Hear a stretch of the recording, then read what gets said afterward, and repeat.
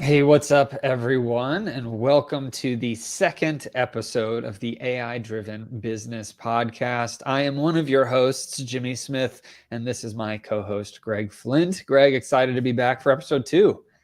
Absolutely. It's going to be fun. Yeah, absolutely. So, as always, I just want to let everybody know that if you are the first time that you're listening to this podcast, you can check us out on YouTube at AI Driven Business, or you can listen to any of the other podcast episodes if you're listening to this recorded in the future.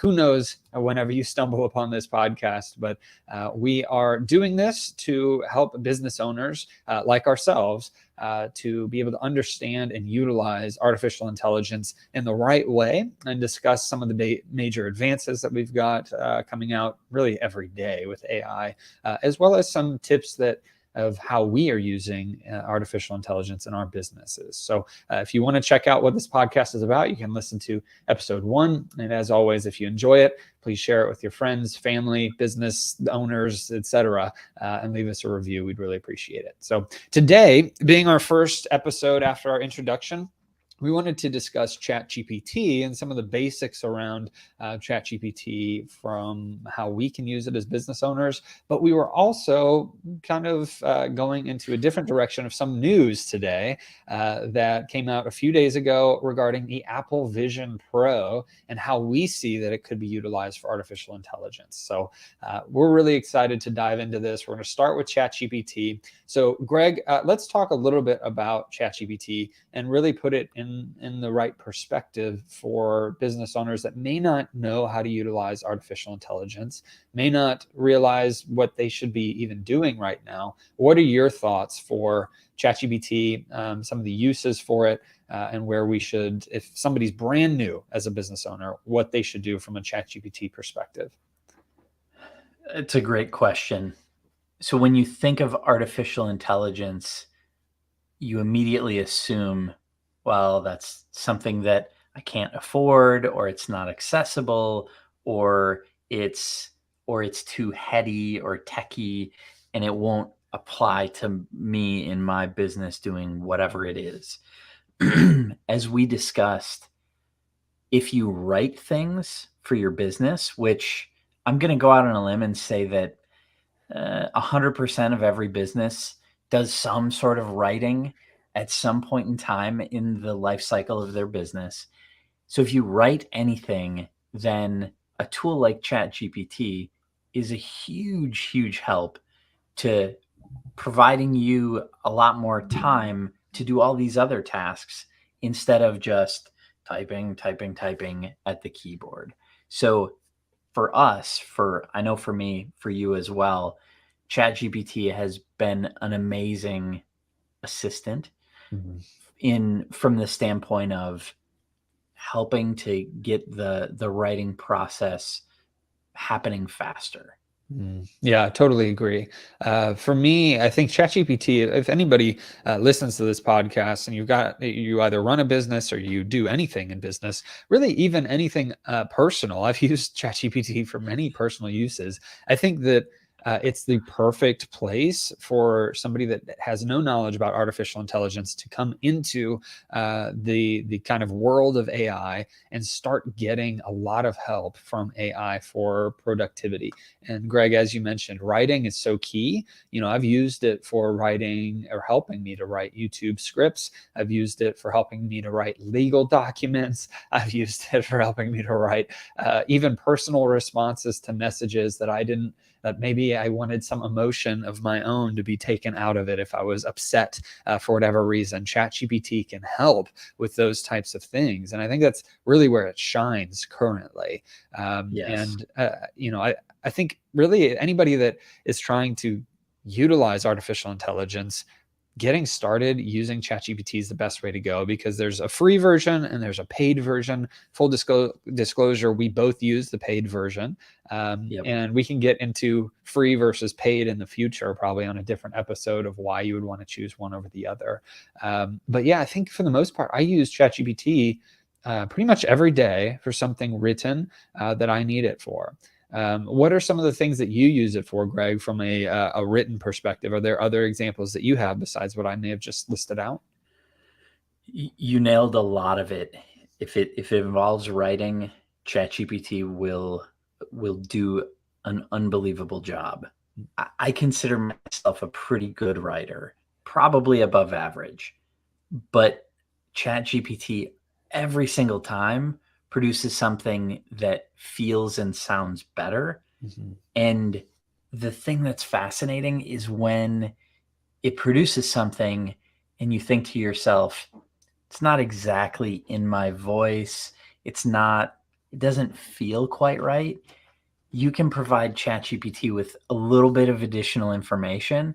And then suddenly what had initially sounded maybe a little robotic or just not you sounds so much more like what you would write. And so Mhm. for me, being able to say, please make it a little more casual, and I do use please and thank you with ChatGPT, as we've discussed in the AI driven business daily live. When the robots take over, I want them to know that I was nice. So yeah, I say please and thank you. Uh-huh. It might save me from a truly painful demise, but who knows? But I love. I've written statements of work. I've written segments of uh, legal documents. To your point, and it's not the legal part. It's the like, what is it that we're going to do? How do I describe what we do in a way that makes sense to people who don't have all the context that I have?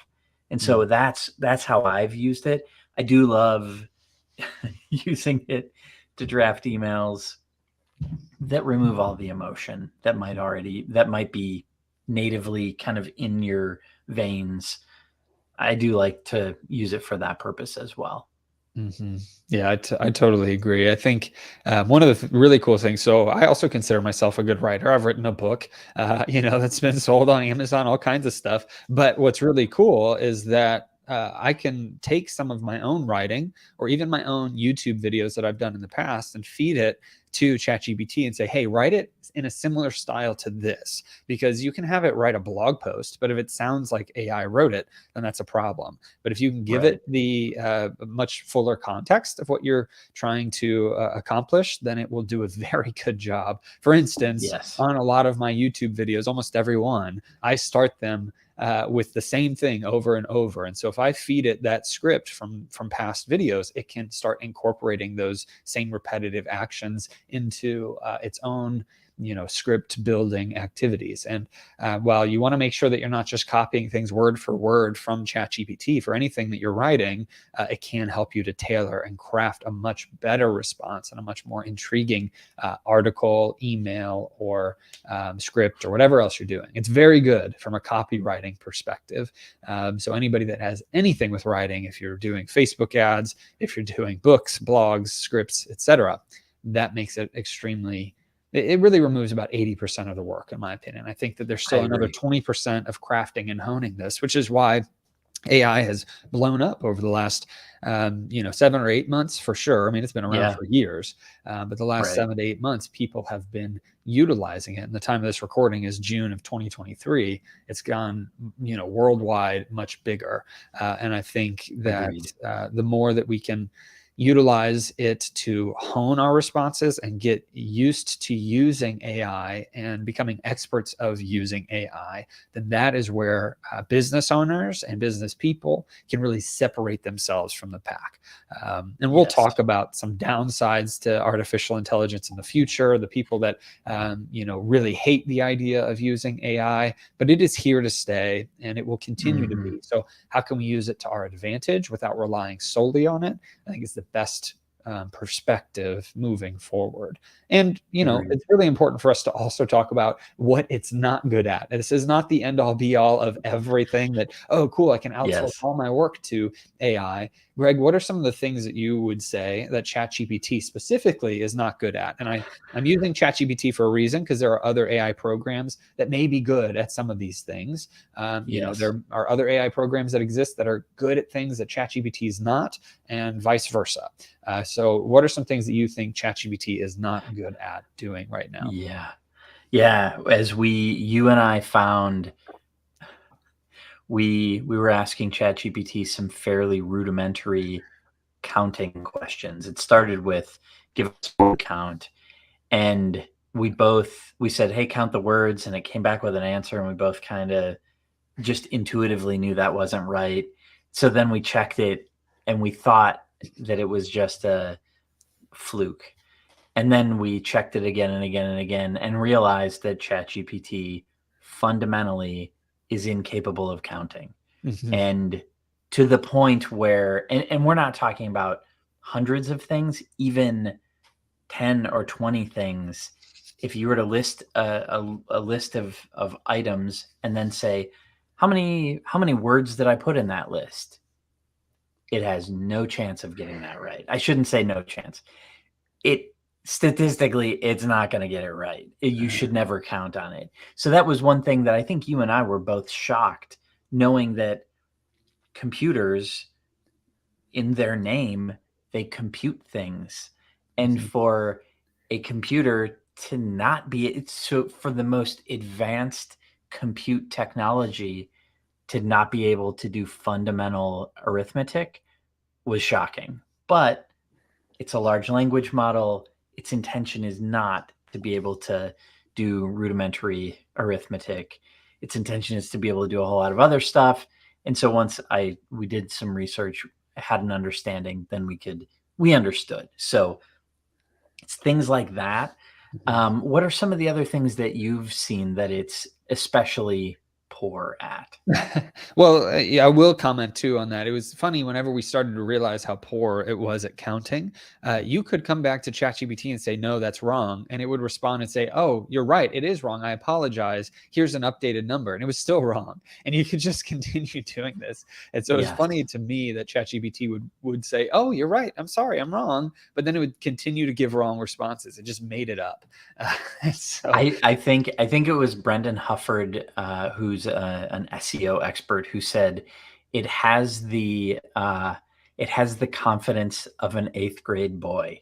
And I laughed so hard at that because I thought, oh yeah, we've all been, you and I have been that person where you stand there and you're certain about the world and what is going on, and then you come to realize that you don't actually have all the facts and you don't know things, and then you're wrong. So I loved that answer, because every time, how many is it? 12. No, that's not right. Can you check again? Oh, I'm so sorry. It's 14. You are still not right. How in the world? But the level of confidence every time, just here's a number. Yeah. And as you and I saw with Bard, it's even worse. The level of confidence that it delivers completely erroneous, not even close to accurate information. It's crazy. Right, exactly. And you could always come back and say, hey, it's wrong. It's actually 14 when it was 10. And ChatGPT would be like, yeah, you're right. I'm sorry. It was 14. Right. It just has confidence and yet no confidence in itself too sometimes. Yep. Where what we saw with Bard, which is Google has their own AI called Bard, if you didn't know, for anybody listening. But what we saw with it is it's supposed to be able to read the web and do all these things. And we would ask it to find us on LinkedIn. Here's a website to go and analyze this. And it would just randomly put stuff like we went to Stanford. Both Greg and I apparently went to Stanford. So what unfortunately we didn't know that we did, and still have no recollection of our attendance at Stanford. Sorry, Stanford, you can't count us in your proud alumnus. But yeah. But some of the other things too, I know you asked me and I got on a different tangent with, with the math, because it's just hilarious to me how bad it is. But what it's not good at, for anybody that would use the free version of ChatGPT, it is limited in its amount of knowledge. and so is the Pro version. They're both limited in its amount of knowledge, but with the Pro version now, they came out with an update recently where it can browse the web or it can access certain links using Bing, Microsoft's Bing. And so that has helped quite a lot. But if you don't have that ability and you're not paying for it, then it's also not good at knowing anything after 2021, because it has only been taught on certain things up to 2021. So it has very limited knowledge unless you feed it knowledge on, hey, here's all of these things that have happened in the last year. Write me a blog post about this, right? It could do that. You can feed it information and it can learn if you're not using the Pro version where it can research. But ultimately, I think it's limited in its knowledge. And you even said it, Greg, just now, that it's a large language processing model. Can you explain what that means to anybody that doesn't know what that means? Because I think even for me, I don't fully understand what that means, but you're the software person. You get more into the weeds of some of this stuff. Yeah. And I think artificial intelligence, oh, cool, it knows everything. Well, it doesn't, right? It has to be trained. So what does large language model mean? Yeah. So, and that might be a topic. I'm trying to think of how to summarize a large language model in a way that, well, and we should actually ask ChatGPT to summarize. Explain to me like I'm a 5-year-old what a large language model is. Okay, let me do it. I'll do it. Yeah, I think it'd be fun. Okay, Because I'm like, oh, how do I'm a 5-year-old what a large language model is. And as ChatGPT is responding, I'll add in here. So what Jimmy just did, obviously, is prompted ChatGPT to respond. Crafting prompts is going to be the next skill that everyone in the world is going to need to have. Because the better you can craft a prompt, the better you can enable ChatGPT to respond in a meaningful way. So if he just said, explain what a large language model is, he likely would have gotten a response back that he could have read, but wouldn't have understood, and neither would most of us. Mm-hmm. But now he's getting a response that will hopefully be interpreted to a level that all of us will be able to understand. And it might even start with a, hey, buddy, which always makes me laugh. It actually didn't do that, but it's funny too. It gives little titles for the chats in ChatGPT, the prompts you give, and it said "big word robot," which I love. So my prompt to it was, explain to me like I'm a 5-year-old what a large language model is, as Greg said. And here's ChatGPT's response. Okay, imagine you have a smart or super smart toy robot that knows a lot of words and can make sentences with them. You can ask this robot all kinds of questions, and it will try to give you the best answer it can. It has read a lot of books without understanding them like humans do and remembers the words it saw. But this robot doesn't really know things like a person does. It can't think or feel, and it can't remember specific things you told it yesterday. It's also not perfect. Sometimes it might say something silly or not quite right, but it's always trying its best to help you. This robot is what we call a large language model. It's like a big word-knowing, sentence-making machine. So that is to a 5-year-old. Do you think that's good, Greg? I do. And that's, I mean, ultimately, yes, you dump a whole bunch of word-based content into a model and then train it on how to interpret everything that it's received, and then how to interpret questions that come in and how to deliver some sort of result. So there are rules that govern how a large language model interprets both the data that's coming in and the data that's going out. And it takes humans, it takes training, but it also takes humans to build the models and the training and everything else. So it's not, and this is where a lot of people talk about AI is going to take over the world and we have to be careful. And I won't go too far down this tangent because it's a good one. But a large language model, that's not the AI that's going to take over the world. Mm-hmm. It might write a book about taking over the world, but it's not likely to do it itself. Mm-hmm. So that's and a large language model. I did ask it to explain it to an 8th grader, and there's one other thing that I'll add in. I'm not going to read the whole thing, but it did say in its response to an 8th grader was, so when you ask it a question or give it a command, it looks at the words you used and tries to predict what comes next, or what the most appropriate response would be based on all the data it was trained on. So I think that that's an important distinction. It is only working on the data it was trained on. And so if ChatGPT or other AI programs wasn't trained on a specific thing, then that's going to be problematic, right? If you do something extremely detailed and it was never fed information on books, blogs, etc., then that can be problematic. It can also be an issue that what if it is trained on certain things and it's predicting the next words that would come next, essentially, in its response to you. But if it is pulling data from a few articles, it can also plagiarize very easily because it is just trying to predict what should come next. So each word essentially is a prediction of what ChatGPT thinks would be the next logical thing to come next based on its past training. And so that is key to know, that it's not really artificially intelligent. It is just able to put together words and sentences in a way that makes sense to us based on its limited training, which is why I believe the ChatGPT Pro version, having the ability for it to read articles and to surf the web, is actually making it much more useful. But again, if it's new information and it reads 2 articles, then it's going to be limited to those 2 articles that it was reading. So there are limitations.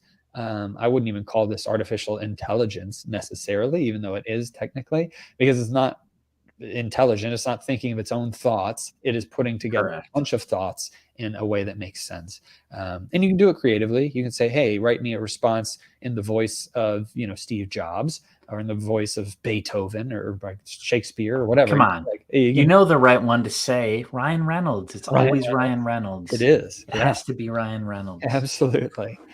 He owns the world, so that's how it goes. He runs Not yet, but he's working on it. Right, he'll get there. I believe in you, Ryan. And Ryan, if you want to come on the show, you are welcome to do it. I don't know. Yeah, sure.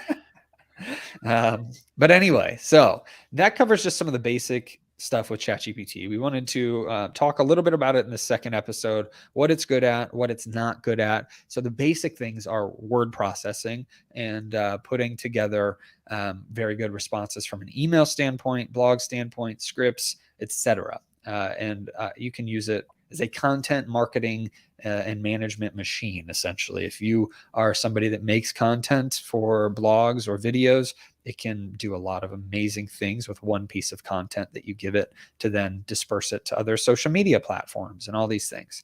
So you can get really creative, and we're going to dive deeper in future episodes on those specific things with ChatGPT.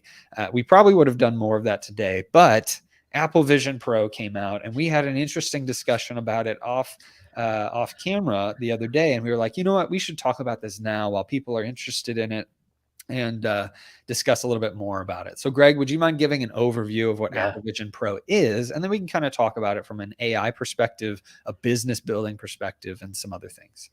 Yeah. So Apple Vision Pro. So first of all, it has Pro in the name, which from an Apple standpoint, that means it's going to be more expensive is really what it comes down to.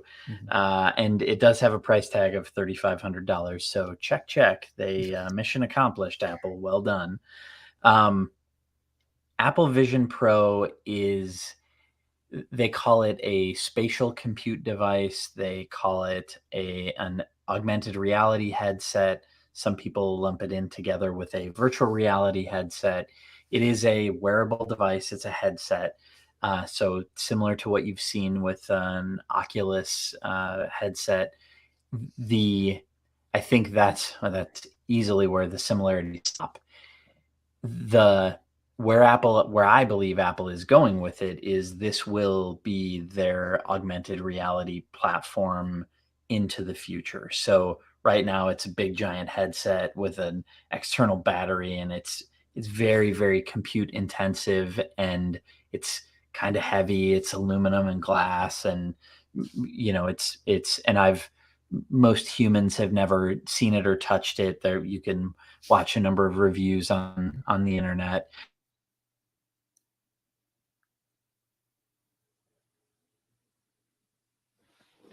Favorites. My video is back. All right. Hopefully you didn't lose too much of that. Anyway, so ultimately it's a virtual reality, augmented reality headset where it So it's a wearable mask. You can't see through it, even though it is glass. And when you look at it at first, it feels like you can. It's almost like it looks like a pair of goggles, like ski goggles or something, but it is definitely opaque, and you can't see through it because that's where all the compute is like in the headset. What it's doing is it has many camera sensors, lidar, and uh, infrared and all sorts of fun sensors, both inside the goggles looking at your face and your eyes, and then outside the goggles so that it can recreate the environment around you in two 4K screens that are, basically the lens through which you're viewing the world. So the idea is that uh, you'll be able to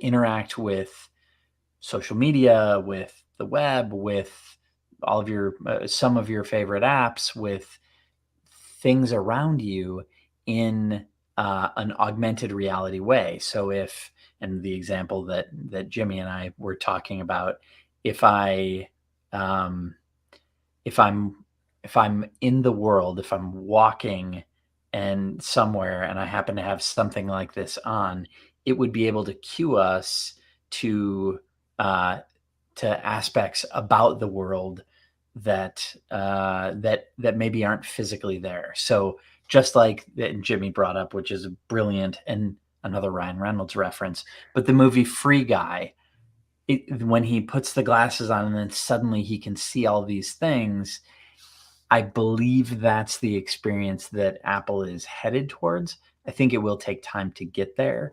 Mhm. Over a long enough period of time, I'm sure it'll be contact lenses, and then it will literally be, uh, it will, you won't even appear like you have any device on because everything is so small. And Mhm. so I think that's ultimately where it's headed, is a device that you would wear, similar to Google Glass. They had glasses that had a camera and all that sort of stuff. I think it would be similar to that, and a similar form factor and similar technology. Right. So that's what it is, where it's headed.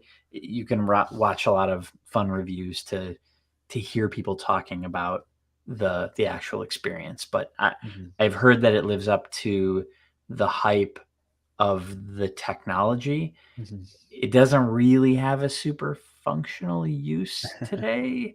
There are no apps for it yet, which is why it was released at the Worldwide Developer Conference. Mhm. That's to kind of get developers developing apps for it. Yeah. So by the time it's released, I'm certain that there will be a healthy app ecosystem. Yeah, I think there's a couple things to note too. So it will be released in early 2024, at least currently. Yep. That's the schedule. It is also to start Oh $3,499. yeah. I'm To sure start. there may be alternative like upgrades and options. I don't know if it's just going to be Yes. one version or multiple, but $3,500 essentially to get the base model. Also, Yep. I found this interesting. Apple's been developing this for multiple years, and they have over 5,000 patents tied to this thing. Oh, So easy. there's Yeah. tons of technology that goes into this. It almost sounds like an Iron Man type suit, Yeah. where because it's not like he sees through his eyes. It is, I believe anyway, the Iron Hmm. Man suit designed in a similar way, where it's capturing things outside and projecting it into his, vision, so that he can see what's happening. So it's Yeah. interesting to see what will go forward. Also, to note that this is a bulky thing, right? As you mentioned, Mhm. and eventually it could be contact lenses. I think to some people that might sound crazy, but if you think about computing as a whole, I mean, the first computers took up massive rooms, and now we carry Right. them around in our pockets. If you can count a Right. phone, a computer, because it's more powerful Hmm. than those computers back then. And so Absolutely. I totally agree that in the future could be contacts, but especially I think the easiest transition for Apple Vision Pro is to be glasses that would look normal. So anybody could be walking around with Hmm. glasses, and it'll be projecting the screens into their into their eyes, so that then they Yeah. can do a lot of other things with it. From an Yeah. artificial intelligence standpoint, though, I think that there's a lot of uses for it for businesses. You could have multiple screens essentially that you can carry with you, multiple desktops. You can access your email. It can create Mhm. responses for you with AI. And with Apple specifically, we were discussing that AI seems to be more on a localized machine perspective. So Mhm. it's tailored to you versus the cloud computing large language model perspective. Yeah. And it seems to be the direction Apple's going, because, as you mentioned, Craig, Apple hasn't said much about AI. They really have kept their mouths shut about it, even while the world has been blowing up with it. And so it's Mhm. interesting to see. And I'm Yep. curious what their plans are moving forward, especially with something like this, too. Yeah, and I agree with you. The fact that they didn't have so OpenAI came out with ChatGPT, launched that to the world, and you could hear the repercussions throughout the tech industry as everybody did one of a number of things. Google said, "Oh, we have something too. Here's Bard," and then they kind of put that out there to not be one upped by OpenAI, and then suddenly everyone else thought, "Oh yeah, we're just gonna incorporate machine learning algorithms or whatever into our software, and then we're just gonna call that AI too." And so I I get where I understand the marketing behind it. I understand that everybody feels the need to play the Me Too game, but I love the fact that Apple basically chose not to. And they they just largely ignored the large language model view of AI, and I think it's because they have a much longer time horizon that they're focused on. They've been in development for years, and we're still probably a few years before we start getting models of Vision Pro that are that are useful to normal people. And I think uh, Marquez Brownlee, MKBHD, I think he said it perfectly when he said, "This is a rich person's toy," and or something to that effect. And he also said it's a developer's muse, meaning this will light the fire for some developers to make some really really cool things. Yeah. But overall, it's a typical Apple V1 product. Hmm. It doesn't apply to everyone, Right. and we shouldn't expect it to.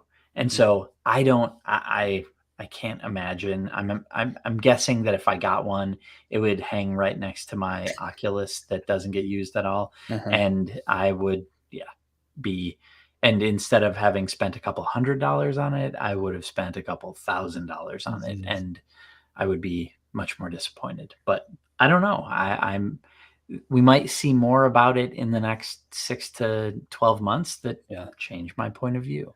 Right, exactly. And this is a product that early adopters for technology will want to purchase to test it out Yes. and say that they owned the first Apple Vision Yep. Pro. And to me, it's Apple's going to be gauging the usefulness of it, and they're going to be making it better and better every time. And most Absolutely. likely every year they'll come out with the next version, like they do with everything else. And I'm Right.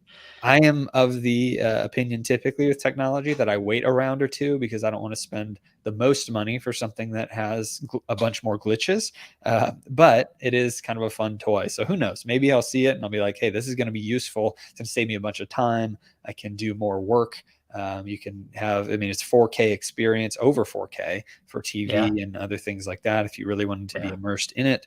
And there's 3D usefulness too, that they are not promising, but showcasing, that essentially you can create Mhm. memories and those things become three-dimensional through that Yeah. Apple Vision Pro. And you can basically relive those memories as if you were Right. there for those pictures, videos, Yep. et cetera. And so that's a pretty cool it reminds me of, if Yeah. anybody's seen Harry Potter or anything like that, where they can go back and revisit some Ah, memories. yeah. That's what it Yeah. reminds me of.